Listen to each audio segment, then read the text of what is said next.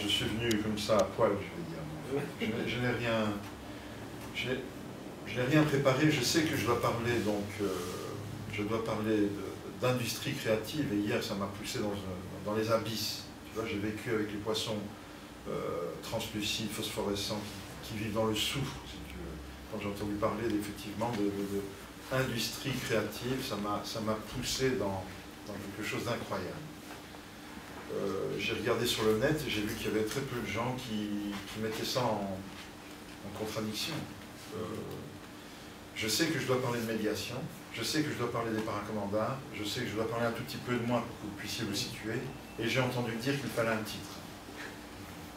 Donc, alors, je l'ai écrit là tout à l'heure, je dirais que le titre, c'est l'industrie créatrice, que j'appellerais l'industrie spectaculaire, face à la multinationale des alternatives.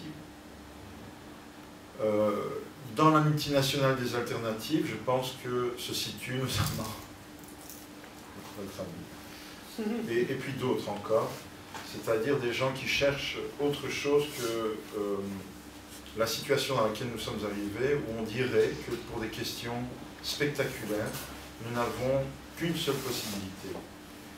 Et là, je vais donc parler un petit peu de moi. De 0 à 26 ans, je ne me suis jamais senti intimement invité par l'art. Et pourtant, à partir de l'âge de 26 ans, simplement parce que j'ai fait une virée un peu plus longue que d'habitude, donc qui m'a amené à être encore plus bourré que d'habitude, je me suis retrouvé face à un énorme bâtiment dont j'ai demandé de savoir ce qu'il contenait au café dans lequel j'étais. Ils m'ont dit c'est une académie. Alors, je me suis présenté comme quelqu'un qui se présente lorsqu'on a passé 3 jours et je me suis inscrit. À partir du moment où je me suis inscrit dans cette académie, je ne suis plus jamais sorti de ce que j'estimais être ma vie la plus intime, ce pourquoi j'étais fait, mais étrangement, et c'est en cela que je parlerai de médiation par la suite, de 0 à 26 ans, je ne me suis pas senti invité. C'était pas pour moi. C'était des gros monsieur avec des grands chapeaux blancs qui vivaient très loin et qui parlaient formidablement, comme nous sommes en train de le faire pour le moment. Et je trouvais que c'était beau ce qu'ils disaient, ce qu'ils faisaient, ce qu'ils comprenaient, mais vu les conditions dans lesquelles je vivais, je ne pensais pas que ça m'était destiné. Pourtant, j'avais un carnet de poésie et j'ai toujours dessiné. Et donc, j'aurais pu faire très vite partie de ce champ-là, mais à partir du moment où je suis sorti de l'académie, je suis rentré classiquement, comme un bon prolo qui obéit au dictat, dans une galerie. Et j'étais assez bien désiré dans le champ de l'organisation économique de l'art, parce que comme j'avais un certain vécu, je produisais des œuvres qui contenaient ce vécu. Et donc, ils aimaient bien. Et donc, ça se vendait plus ou moins bien. Et je me suis retrouvé, donc, d'un coup, avec du pognon et une considération. Incroyable.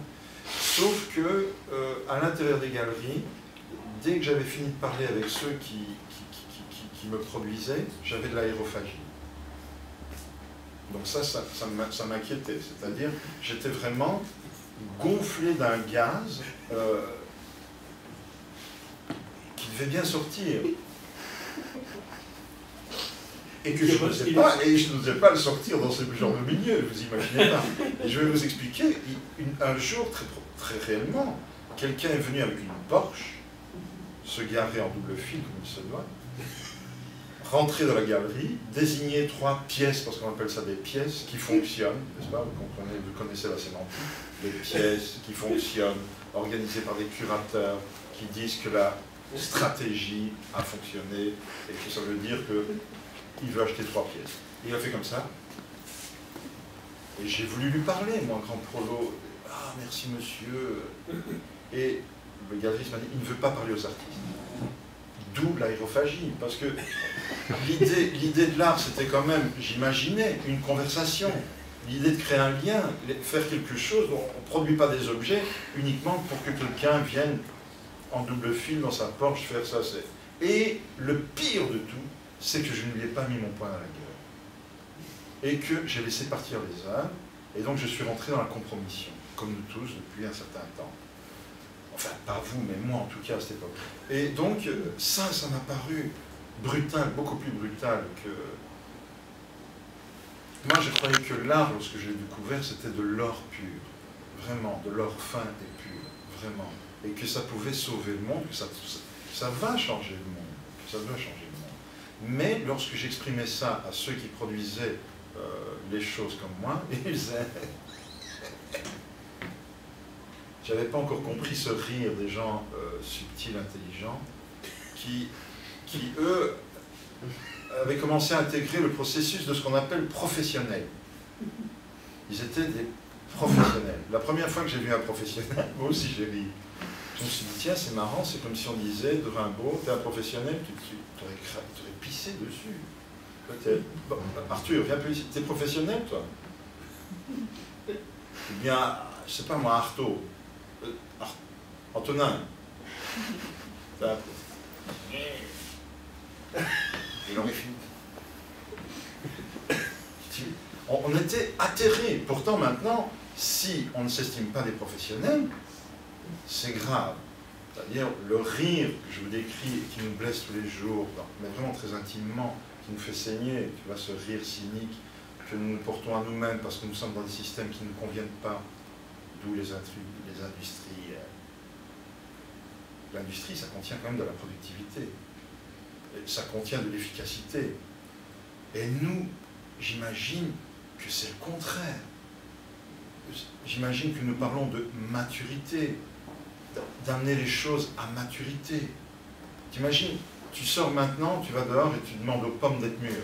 Et elles sont déjà là, les pommes, sous forme de bourgeons microscopiques qui vont péter la gueule à l'hiver. Tu vas voir. Elles sont là. Tu vois, pour le moment, l'hiver fait le malin, et dit, attends, mais les bourgeons vont gagner. Tu as peu pour rejoindre ton... Les bourgeons qui sont comme ça vont gagner. Mais ici, dans cette époque, on demande à ces bourgeons d'être des pommes. Il veut bien être une pomme parce que il y a le créatif machin bazar qui arrive le 16 mars, alors il faudrait que les pommes soient là. Le 16 mars, on ne sera pas prêt. M'en fous, je veux des pommes. Tu vois? C'est ça qu'on fait. C'est là-dedans que nous sommes. Donc, les gros connards comme nous qui pensons qu'il y a quand même une autre possibilité, existent un peu partout dans le monde, respirent différemment, plantent différemment, mangent différemment. Je veux dire, nous faisons partie d'une société, je dirais, plus vaste que la question artistique. Nous faisons partie de ceux qui produisent des choses totalement ringardes, inutiles, non productives, non objectives, qui sont l'humanité. C'est faire naître un enfant, encore un enfant, accompagner quelqu'un dans la mort,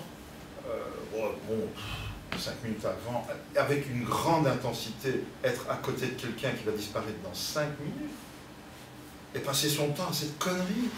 T'imagines, dans 5 minutes, il est jetaré, bon, c'est bon, quoi. Maintenant, donc, nous accompagner nous-mêmes dans les modèles que tu décrivais, mais il y en a d'autres, pour nous situer dans le monde, c'est-à-dire, mais dans quoi sommes-nous inscrits? C'est quoi cette cartouche, ce sandwich dont tu parlais entre la vie et la mort? Essayer de jouer avec cette cartouche le plus intensément possible et en lien. Donc, ce dont je suis venu parler aussi, mais je ne sais pas où je vais, bon, c'est que malgré tout, il faut que je parle alors. Je suis sorti du champ organisationnel de l'art, sorti de la galerie, sorti de ma place de professeur de couleur. Pourtant, c'était chic de dire dans les cafés, vous, qu'est-ce que vous faites? Je suis professeur de couleur. Mais tu prends une voix plus veloutée, comme ça, professeur de couleur. Tout de suite. Mais c'est bon pour...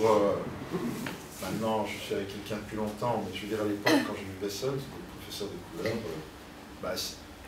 C'était intéressant. Quitter cette place, donc chez moi choqué. Quitter la place de directeur artistique du lieu que j'avais créé moi-même, parce que en dehors des galeries, il y avait ensuite les associations, et les associations sont comme ces cycles que tu décris, commencent par être des aventures pour devenir par de monstrueuses institutions d'autant plus monstrueuses que tu les as créées toi-même et que tu dis, vous savez, le truc, la phrase, là, on ne pourrait pas la bouger? C'est toi qui l'as créée il y a 15 ans, elle ne me convient plus. Et d'autres te disent, cette phrase-là, mais non, on garde ça, ne touche surtout pas à ça, pauvre diable. Ouais, mais c'est moi qui l'ai fait le jour où je faisais la vaisselle, qu'on avait fumé un joint avec machin. Maintenant, on pourrait peut-être en chanter. Non, non, non, non, non.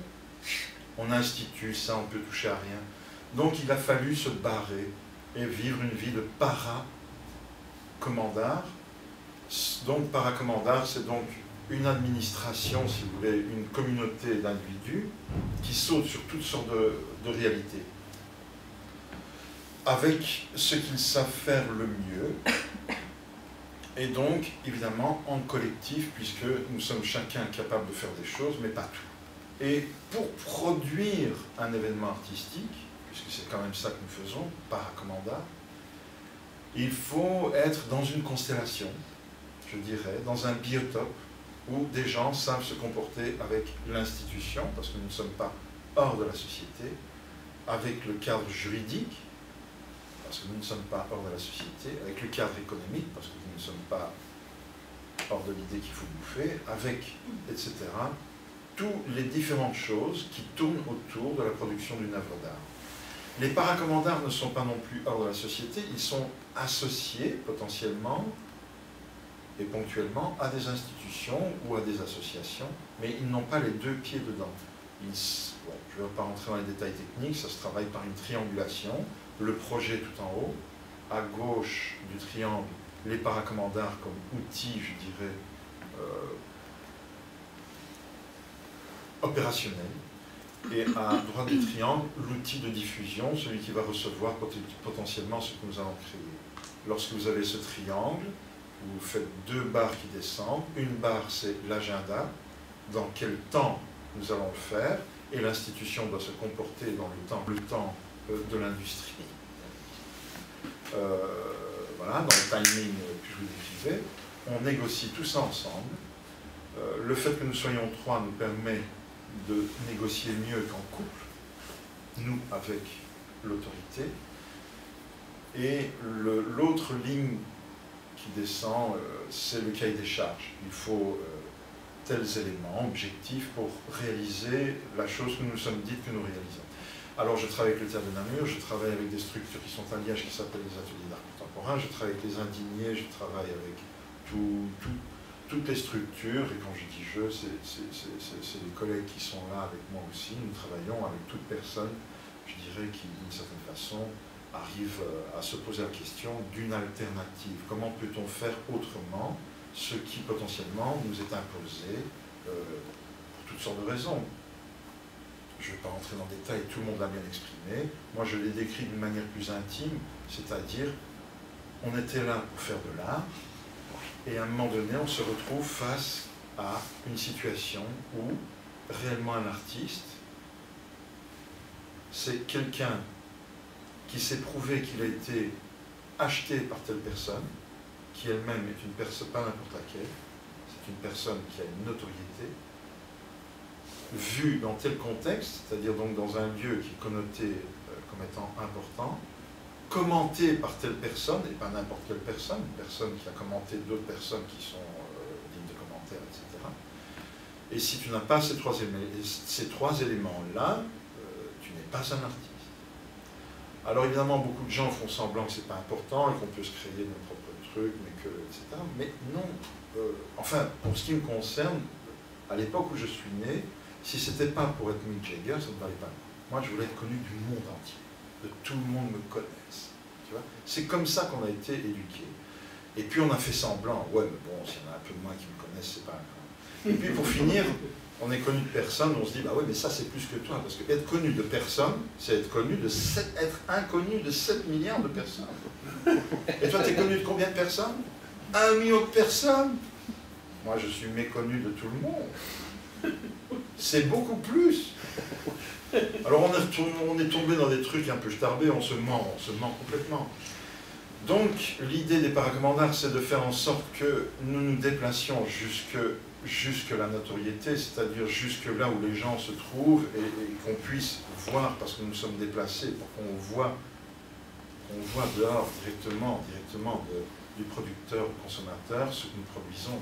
Parce que si je dois attendre, c'est Lascar qui crée l'aérophonie, ce n'est pas possible. Alors les artistes avaient plusieurs opportunités face à ça, soit à l'époque, en tout cas où je les ai quittés, des gens qui produisent parfois de très belles choses, bien sûr, parce que certains savent vivre dans des conditions âpres. Soit ils disaient cyniquement on va à l'usine, ça s'appelait enfin c'est ce qu'on se disait, une ligne de coke, un whisky, on va à l'usine, c'était le musée. Ça c'était les années 80. On va à l'usine, ça ne changera rien, et on parlait de qui va nous acheter, qui va nous commenter, et où on va exposer la prochaine fois, dans quel catalogue on est, et quand quelqu'un disait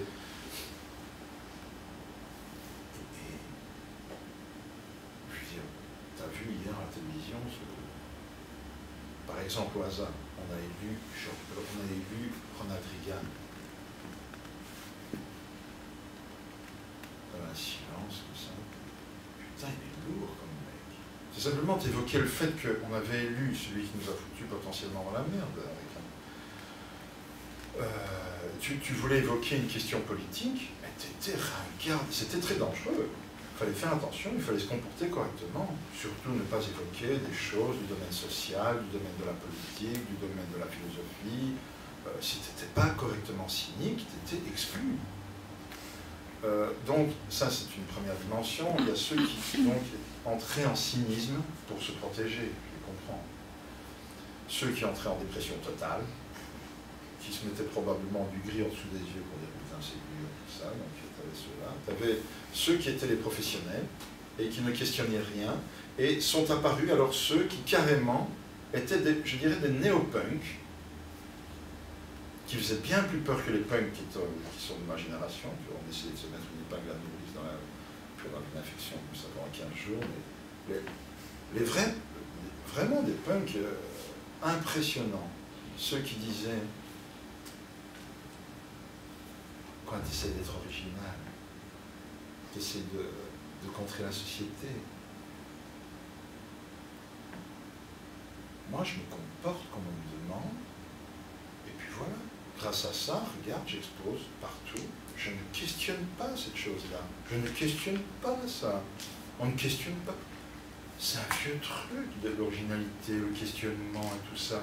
Moi, je suis le système, je suis la tendance, j'étudie la tendance, je donne ce que la tendance me demande, et tu faisais référence à la tendance dans ton texte, que j'appelle le grand vers solitaire.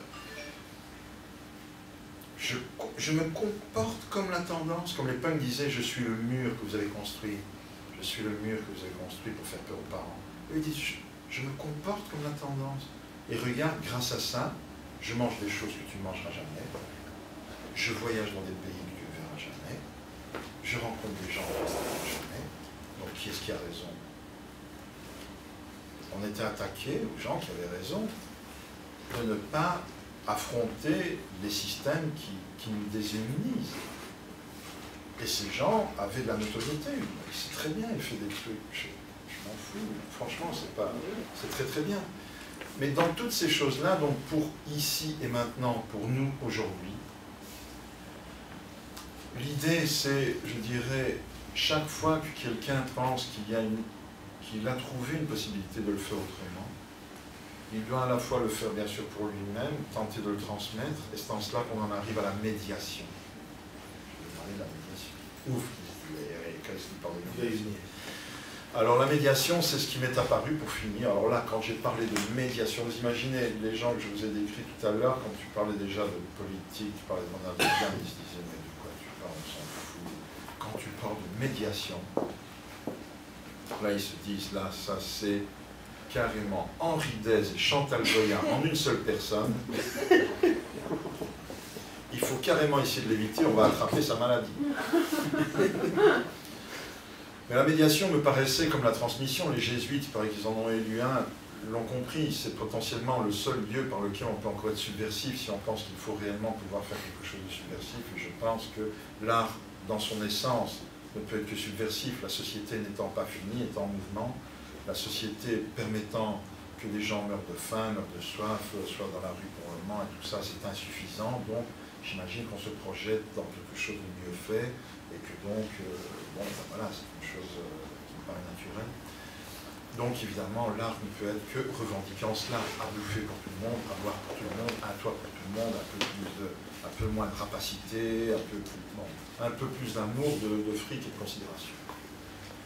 Alors, je me suis dit, tiens, plus subversif que les trucs subversifs que je faisais à une certaine époque, et où on finissait de toute façon systématiquement au dernier étage des lofts, où le gars qui t'a invité, ah, tu nous as fait peur. Ça coûte combien ton... Vraiment, là, tu nous as mis dans la gueule. Et là, je me suis dit, c'est marrant, on est la caution ultime, le paratonnerre pour calmer la société. Avec notre art subversif, j'étais un subversif, mais franchement, avec cet art de subversivité, on calmait tout le monde. C'était toujours le mec qui avait payé le catalogue, c'était Yannick, machin bazar, tous ceux qui pour le moment nous ont dit, et qui nous a dit, la guerre, grosse malheur. Et j'étais payé le catalogue, ferme ta gueule, on marchait sur des moquettes comme ça, énormes. Et il s'agissait surtout d'être très poli, parce que sinon tu étais cramé pour 3 générations. Je ne vais pas rentrer dans les détails, c'est comme ça que ça se passe. Donc là, je me suis dit, oh là là, c'est drôle, notre subversivité calme tout le monde. La société peut dire, la preuve que nous sommes une démocratie, regardez ces gens comme ils sont durs avec nous. Vous avez vu ce qu'ils disent? Scandaleux. Avec avoir Canal+, c'est une blague, quoi. Retenez-moi, je vais faire un malheur. Retenez-moi, mais si tu les retiens pas, ils sont comme des cochons de cave qu'on va... Ça devient une farce, je n'ai pas besoin de la décrire. Alors, la médiation, la possibilité de donner à quelqu'un de comprendre tous ces éléments de subversivité, d'adhérer, enfin pas d'adhérer, de corporaliser, et c'est en cela que je reviens à ce que je disais au début, pas comme moi de 0 à 26 ans, se sentir exclu d'un langage qui est très important, le langage que nous amenons, l'art, la culture, tout ce qui est fait, et même par les lascars qui sont dans le marché, je m'en fous, de donner la possibilité à des gens de s'en emparer et de produire par eux-mêmes de l'art. Je ne rentrerai pas dans les détails, vous viendrez voir là où nous sommes, comment nous faisons, parce que je vais m'arrêter là bientôt. Donner la possibilité aux gens de... Tout à l'heure, je prenais un exemple avec quelqu'un dans la salle, je disais, donner la possibilité à quelqu'un de voir et de comprendre pourquoi un mec est en train d'interviewer un champignon. Hello, mushroom. Tu vois? Ou bien de faire 4 minutes 32, c'est ça? De silence? Hein, c'est ça, 32, 33. Et de donner la possibilité à quelqu'un de participer à ça, mais c'est jouissif, comme de l'avoir produit, d'une part, et d'autre part, les gens qui sont ceux qu'on convoque, les gens, c'est-à-dire nous-mêmes, lorsque nous avons la possibilité d'avoir des arrière-plans par le biais de l'art, à la manière dont le discours du système est construit, à la manière dont on nous fait bouffer, boire, etc. On n'accepterait plus de se faire gérer comme cela. C'est parce que, justement, effectivement, comme tu dis, il y a une carence symbolique, une carence politique, qui fait que, pour le moment, on dirait qu'il y a une apathie, mais elle est aussi due au fait que l'art est trop confiné, et que la médiation, je dirais, n'est bien sûr pas ce truc boy scout auquel pense l'institution. La médiation, c'est une chose que je ne vous décrirai pas maintenant, beaucoup plus complexe, ce sera une autre rencontre. C'est un travail extrêmement fin, fait par des gens dans une identité très claire, qui ne sont ni l'art, ni le lieu qu'il reçoit. C'est une rotule extrêmement précise entre 2 segments, un chaman, un transmetteur, où ce qu'il faut comprendre, c'est que bientôt il y aura ici Mons 2015. J'espère qu'il travaille bien à la médiation. J'espère que Mons 2015 travaille bien à son travail de médiation et que les gens pourront participer à toutes ces qualités, à toutes ces choses qui seront déposées ici dans l'espace de Mons, parce que sinon ils ne sont pas conviés, tel que je vous le disais moi-même au début de ils ne pourront être qu'agressifs. Enfin, ou en tout cas déçus, ou en tout cas, enfin, tu t'imagines, la fête sans eux, ils ne comprennent pas les langages, je ne vais pas vous dire, ils vont acheter les œuvres. Même qui, peut-être qu'il y en a parmi vous qui savent acheter une œuvre d'art, mais moi je ne saurais même pas acheter mes propres œuvres. C'est trop cher, c'est le système qui a mis en place. Je ne saurais pas acheter, je voudrais acheter mon dessin, je ne pourrais pas. Ou alors je dois mettre ma carte Visa, la vôtre. Et donc ils ne peuvent pas l'acheter, ils ne peuvent pas le comprendre, et ils ne sont pas vraiment invités. Et c'est une fête. J'espère que la médiation, quand on met 1 euro à la production, 1 euro à l'institution bocal dans laquelle on va mettre la chose produite, il faut mettre au moins 1 ou 2 euros à la médiation. J'imagine. Voilà. Je dirais que c'est à ça que je voulais convier aujourd'hui. Je vous remercie beaucoup de votre attention. Peut-être qu'il y a des questions ou pas. Oui, enfin, j'en sais rien. Oui. Qui ose? Qui s'y frotte? Il est très gentil. Qui s'y frotte à la bête humaine? Il est très gentil. Je comprends. Oui, oui. Merci beaucoup pour cette intervention, c'est très intéressant, notamment le terme de compromission.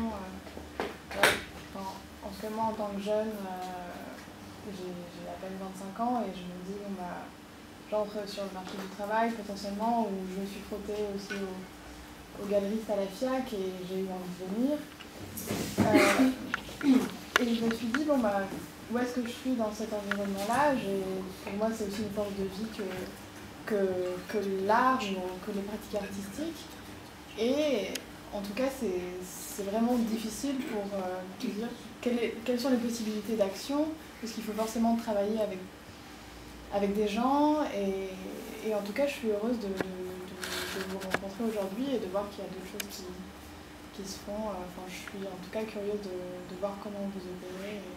J'ai fait beaucoup de travail dehors et tout ça, mais je n'ai pas voulu montrer mes œuvres et des trucs comme ça, parce que je pense que d'abord, justement, c'était un freestyle dans l'histoire d'une question presque d'amour avec...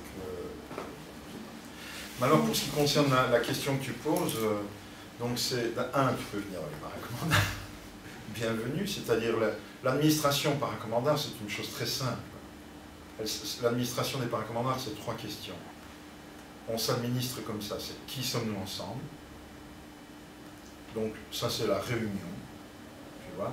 Donc tu parles avec moi et on cherche à savoir qui nous sommes ensemble, d'un point de vue bien sûr un peu philosophique, et savoir, bon ben moi je suis plutôt comme ça, je connais ça, et à partir de ça je sais ce que tu sais faire, et aussi dis-moi ce que tu ne sais pas faire ou ce que tu ne veux pas faire, ce qui te fait peur et tout, comme ça on sera très fin dans la possibilité de travailler ensemble.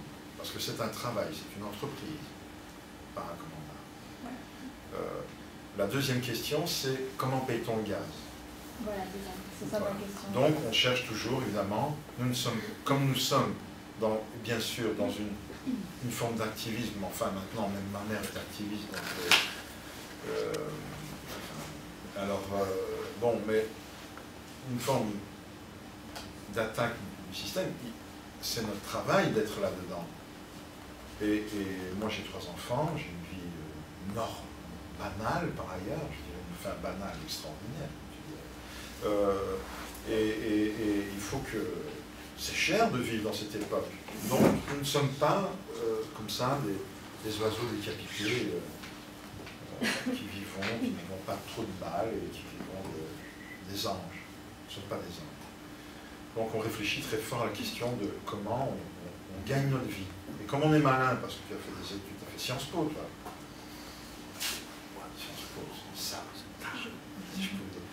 Donc, et puis que moi j'ai 2-3 trucs, et puis que je te présenterai d'autres personnes, on trouve très vite la question économique. Hein. Pas un problème. Et la troisième question, c'est comment se protège-t-on des projections? Parce que quand on cherche des alternatives en fonction des circonstances, la société prend derrière ces grosses dents blanches. Tu as déjà vu les Américains, ils ont des grosses dents blanches, des dents blanches, bien rondes. Derrière, il y a des toutes petites très pointues. Parce que si tu montres aux gens qu'ils se sont couchés sans faire exprès, tu ne le fais même pas exprès, si tu te montres trop en vie, ils vont vouloir te péter la gueule. C'est comme ça, ils ne peuvent pas faire autrement. Donc on se protège, c'est-à-dire nous sommes aussi très solidaires, ce qui est un concept très ancien et très renouveau, parce qu'il n'y avait aucune solidarité dans les collectifs et dans les champs de l'art. c'était chacun ça. Ils ont dit non. Tu touches à un, tu touches à tout le monde. Et tu vois, il y en a des lourds dedans. Et je dirais même, indépendamment de moi et de mon poids, il y a bien sûr des juristes. Parfois, je téléphone avant une action et je me dis, ça coûterait combien si je veux faire ça? Et je réfléchis à deux fois parce que je suis dans une action, confronté aux flics ou à des choses comme ça, pas toujours de manière violente, c'est les circonstances, tu vois. Et il y a un juriste qui évalue et qui voit si on a les moyens ou pas. Donc on ne veut pas se blesser, on veut travailler. On ne veut pas faire des choses folles, on veut faire justement des choses raisonnables. Tout à l'heure on parlait qu'il faudrait faire un off ici à Mons, qu'il y a un off à Marseille, et j'ai la tentation de croire que le système comment est-ce qu'on appelle, des industries spectaculaires, c'est le off. Les fiacs, etc., c'est le off. C'est l'épicerie fine dans laquelle quelques-uns, très peu, ont les moyens de comprendre, d'acheter et de se compter. Ils sont très peu nombreux.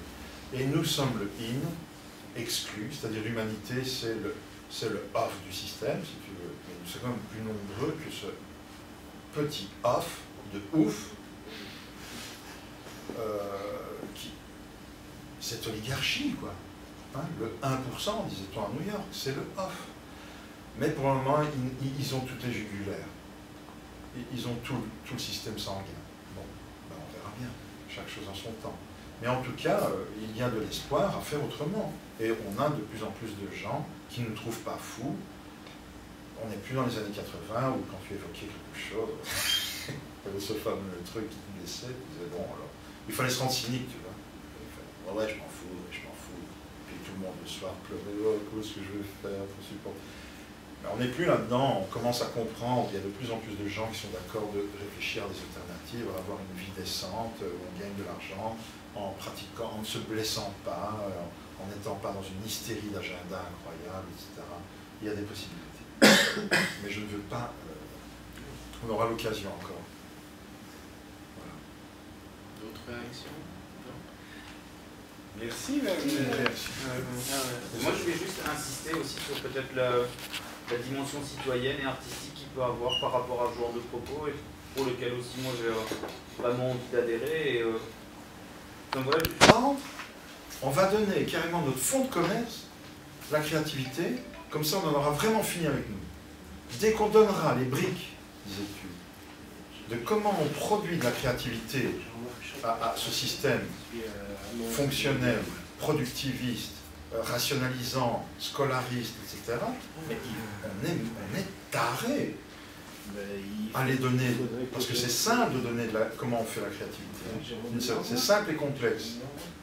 C'est travailler beaucoup, répéter beaucoup ce travail, et en plus être un peu d'accord de recevoir des idées qui nous paraissent parler, et qu'on prend très au sérieux, et qui deviennent des choses qui sont les prémices des concepts à venir. Bon, bref. Et donc, aller dans une entreprise pour donner tout ça, mais à quel... Combien, mais sérieusement combien, et dans quel cadre, dans quelle identité, avec qui l'identité, dans l'identité de l'entreprise. Non, dans une identité, nous sommes l'un en face de l'autre, clairement identifiés. Je ne dirais pas qu'il faut devenir des docteurs, parce que j'ai des amis espagnols qui sont devenus docteurs en arts plastiques, et on pourra en parler, et parfois ça fait drôle. Le moins de fonctionnalité, enfin, nous ne sommes rien du tout. C'est notre force. Voilà. Nous ne sommes rien. Nous ne sommes que des questionnements et des gens, par le biais psychologique ou par je ne sais quel biais, extrêmement absorbants et régurgitants. Tu vois? Et puis pas complètement cons, on n'est pas que des éponges, mais voilà. Et on donne des formes qui ensuite sont très vite comprises par le système, mais qui ne préexistaient pas. 5 minutes avant qu'un ange passe, tu vois, et que quelqu'un donne la possibilité que ce silence un peu mortifère diminue parce qu'il commence à chanter, tout le monde était gêné, mais dès que la personne commence à chanter, ah, ça reprend. Et c'est nous qui sommes chaque fois là avec une petite chansonnette, tu vois, quand il fait la nuit, quand on a un peu peur, c'est nous depuis la nuit des temps. Je vais terminer là-dessus. Moi, je dirais qu'une entreprise que je trouve très bonne, dans l'idée des industries, chaque fois je dois lire, industrie créatrice, parce que je n'arrive pas à... une entreprise, c'est Ryanair. Si on veut vraiment faire une entreprise, une bonne entreprise créative, il faut faire Ryanair. Ce sont des gens qui ont réussi à diminuer les coûts, à optimaliser donc les potentialités de voyager et donner objectivement à tout le monde la possibilité d'aller voir des pays que nous ne pourrions pas voir si nous n'avons pas continué bien dans le système que je vous décrivais. Nous, moi je suis dans Ryanair. Mes collègues qui ont continué dans le système, ils sont en business seat dans... Moi c'est Ryanair. Donc objectivement, j'ai très mal aux genoux, je mange des tartines au pain, enfin je sais pas, un truc de spécial, mais Ryanair me permet de voir des choses, d'aller dans des pays que je n'aurais pas pu voir si vous n'avez pas eu. Donc ce sont les bons élèves. Si vous voulez vous inspirer d'une entreprise créative, il faut faire comme Ryanair. Vous voyez, on va. Et c'est vrai. C'est terrible. Par contre, il y a juste un mais. C'est que Ryanair, et je vais faire un petit geste, je terminerai là-dessus, moi aussi je peux faire une petite performance. Ryanair existe parce qu'il y a un connard au paléolithique inférieur, c'est-à-dire nous, qui a fait ça.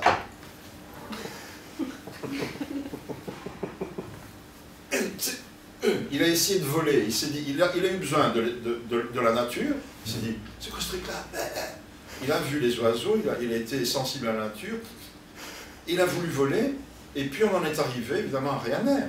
Mais s'il n'y avait pas eu ce connard, Ryanair n'aurait jamais existé. Et nous, on va donner la possibilité à Ryanair d'exister sans demander les dividendes et sans avoir une identité. Mais alors là, on a perdu le sens commun. Donc ça ne peut être qu'une confrontation, qu'un rapport de force. Nous et le système. Ça ne peut être que ça. Je suis désolé. Et alors, un dernier point. On parlait tout à l'heure, vous aviez dit un mot. Concrètement, quels sont les outils mis à disposition par votre structure ou autre pour pouvoir agir dans ce sens? Alors, il y a dans le cadre de la médiation. Un forum ou quelque chose. Il faut fédérer les gens, on ne peut pas partir à 10 ou à 1%. Nous sommes occupés, et certains des aspects du triangle que je vous dis sont attachés à un fonds social européen. D'autres sont attachés à un théâtre à Namur. D'autres sont attachés à une association à Liège, etc. Et donc ça c'est pour le sol, je dirais, à la fois institutionnel, parce que nous sommes dans la société, nous rendons des comptes, mais nous ne sommes pas pleinement dans ces institutions.